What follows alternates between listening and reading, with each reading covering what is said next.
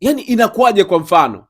Yani mwenyekiti alafu asiwe signatory wa club. Yani hata kama ni za ndani hizi unajua zinastua Yani hana maamuzi ya kutoka. Sasa kikubwa ambacho pia kimenistua kwenye hizo za ndani ambazo nimezipata kwa upande wa Simba pengine hili wanaweza kalijibia kama litakuwa liko sahihi. Nasikia kulikuwa na mgomo wa kusaini. Mgomo wa kusaini kama ushasikia kwamba kuna wajumbe wa klabu ya Simba walikataa kusaini. Ndio maana wachezaji hawajasajiliwa. Kumbe bwana, ndani yake ile saini ilikuwa ni mkopo. Watakuja kufafanua vizuri. Jamani, na hapa kodi ya kama kuna haja. I say katika zile za ndani ambazo tunisha kuzipata, hii ni ya ndani ambayo ni miongoni katika 10 bora za ndani. Hii inaweza ikawa ni katika 3 ya pili au ya 5 kwenye 5 bora. Hii inaingia kwenye 5 bora katika zile za ndani kabisa. Of course kuna zile za ndani kabisa ambazo sijawahi kuzungumza popote kwa sababu na kama za ndani hii siwezi kuisema, lakini hii iko katika ile top 5 ya za ndani ambazo nishawahi kuzipata kabisa. Bwana, hivi mnafahamu kwamba mwenyekiti wa klabu ya Simba yani hata kujua kwenye akaunti kuna shilingi ngapi hajui. Yani kwenye swala la kwenda kusaini yani pesa labda inatoka, yani hana mandate ya kwenda kusaini hiyo nani kuwa signatory wa kutoa pesa na vitu kama hivyo wa kibenki kwenye klabu ya Simba, na huyu ndo anawakilisha wanachama. Yani nilivyosikia kwanza nikastuka, nikasema ya kweli haya nikasema kama ni za ndani hizi I say sawa, hata kama sio mwenyekiti wa Simba ambaye ana saini pale, lakini upande, kwa sababu kuna pande mbili, ukiangalia kuna bodi ya wakurugenzi, si ndio? Ambapo kuna bodi ya wakurugenzi na upande wa wanachama. Kwa upande wa wanachama wanaenda kusaini, wenye mandate ya kutoa mamlaka kwenda kusaini pesa ni wako wangapi? Bwana, za ndani hizo zipata, yuko huyu mmoja tu ndo ana saini yake pale, na jina lake nimetajiwa, anaitwa Suleiman kwa upande wa wanachama. Wengine wote waliobakia 3 wanatoka upande wa mwekezaji.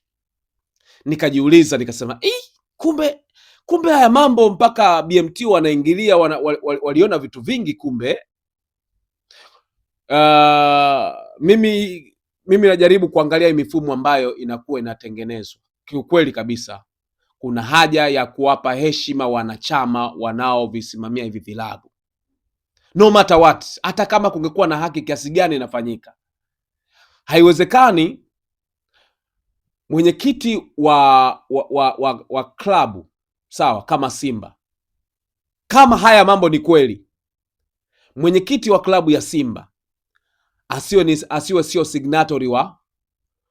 signatory wa masuala yanahusu maamuzi makubwa ya klabu ya Simba. Na huyo ni mwenyekiti, manake yeye itabidi yeye ndo final say wa wanachama. Bwana, kuna hiki tunataka kutoa kitu fulani, tusaini kweli. Kina maana mapana sana kwa wanachama. Kwa maana hiyo pia hata kama kuna jambo ambalo ni gumu sana, inawezekana kakwamishwa kwa maeneo tofauti. Nilivyowapata hii ikastuka sana. Sasa nilifikiri pengine toka kipindi cha nyuma labda alikuwa hana mandate tu ya kufungua vikao, lakini anaweza kana mandate ya kudhibiti mali ya wanachama klabu ya Simba. Lakini nikaenda zaidi kufahamu kwamba hivi kabla ya katiba hii Simba ilikuwa inaongozwa kwa namna gani? Kabla ya katiba hii, bodi ya wadhamini ya Simba walikuwa ni kama watu ambao nao ni watazamaji, ambao wanasubiri maamuzi ya bodi ya wadhamini, ambao wanasubiri bodi ya wakurugenzi wa Simba waamue. Wao walikuwa hawana tameno, manake mali ya wanasimba ilikuwa iko katika mikono ambayo haikuwa sahihi sana. Kwa maana gani?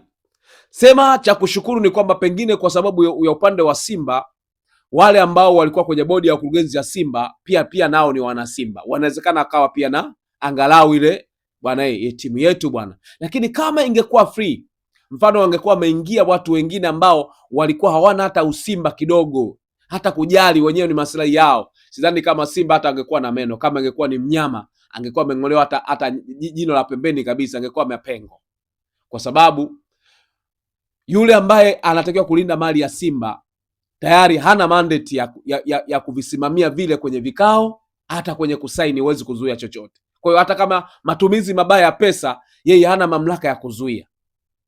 Hata kiona hana namna ya kuzuia, hata kizuia hana namna, ana nguvu yoyote ya kufanya vile. Kilinitisha sana. Sasa hicho kaanza kunifikirisha kwamba hii hali inakuwaje?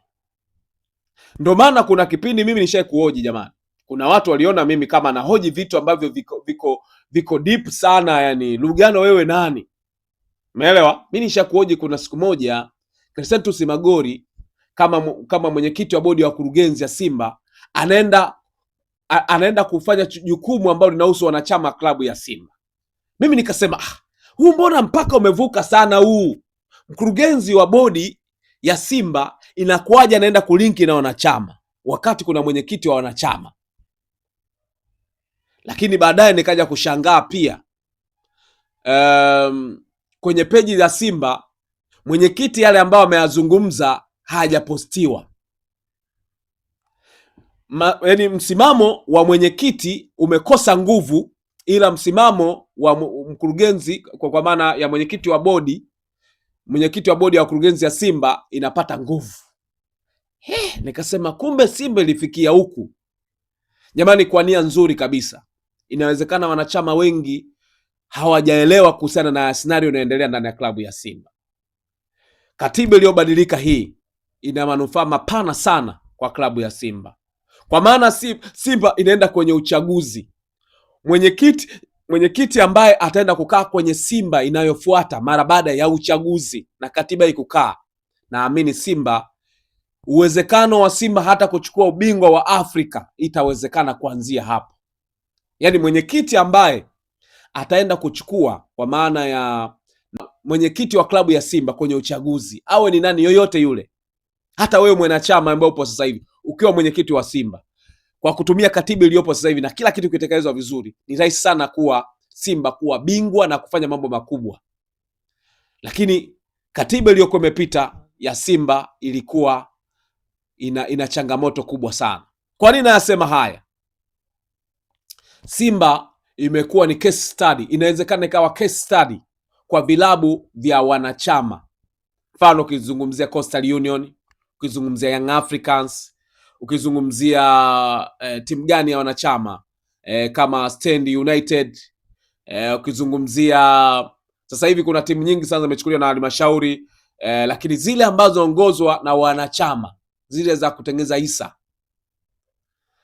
kuna haja ya kusimama kuona maslahi mapana ya vilabu. Kuna watu wanaweza katumia nguvu ya kumsogeza mtu pembeni, alafu akae yeye aongoze kila kitu. Kwa hiyo mimi naelewa mabadiliko ya katiba haya, na ndio maana unaenda kuipongeza BMT. Yaani inakuwaje kwa mfano, yaani mwenyekiti alafu asiwe signatory wa club? Yaani hata kama ni za ndani hizi, unajua zinastua yaani hana maamuzi ya kutoka. Sasa kikubwa ambacho pia kimenistua kwenye hizo za ndani ambazo nimezipata, kwa upande wa Simba pengine hili wanaweza kalijibia kama litakuwa liko sahihi.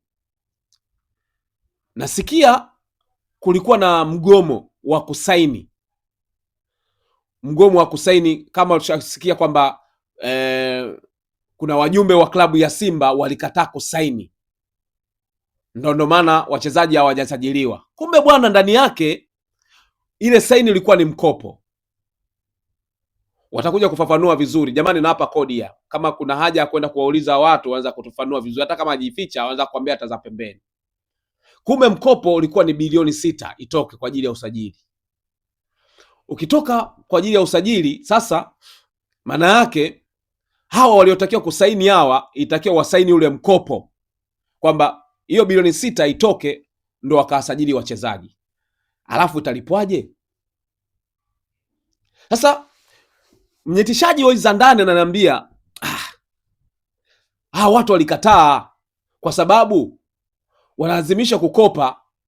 Mbona wanasema watu wasaini hapa kama mkopo, alafu awasemi kwa sababu huyu mwenyekiti aangalii kuna kiasi gani kwenye akaunti ya klabu, hajui.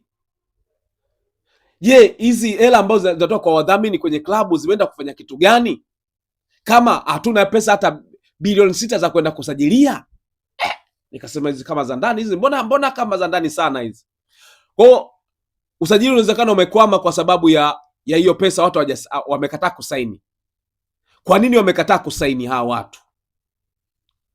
Huko kwenye kusaini, hata mwenyewe nilioji kwamba sawa, inawezekana wamekataa. Swala la msingi, kwa nini wamekataa kusaini? Kumbe bwana, waliokataa kusaini pesa ya kwenda kusajilia ni kwa sababu hiyo pesa itakiwa iwe ni mkopo, na walikuwa na hoji pesa ya klabu moja kwa moja bila kukuweka kwenye mkopo iko wapi? Bwana, mimi hii imenichosha kusema ukweli. Kama ni za ndani nimezipata, hizi ni za ndani ambazo ni za ndani kweli kweli. Jamani, tuvisaidie hivi vilabu kusema ukweli. Kuna mazingira ambayo ukisema ukweli unaweza kupata majanga mazito, kuchukiwa na vitu kama hivyo, lakini ukweli unamweka mtu huru. Kuna vitu ambavyo viko sawa, na hii hatuzungumzi tu kwa sababu ya nini, ya Simba. Kuna za ndani zingine ambazo nimezipata ambazo zinahusu sehemu nyingine, tunazitafutia muda za kuweka sawa, lakini kwa hali ilivyo ni kuwapongeza tu BMT, wasiishie hapa, kuna sehemu waende zaidi. Bwana, mimi naitwa mzee wa Black and White Lugano Israel. Asante sana kwa wao mmefuatilia Like Media. Taendelea kuwapa Black and White wakati wote na wasaa wote. Mpaka wakati mwingine, chao.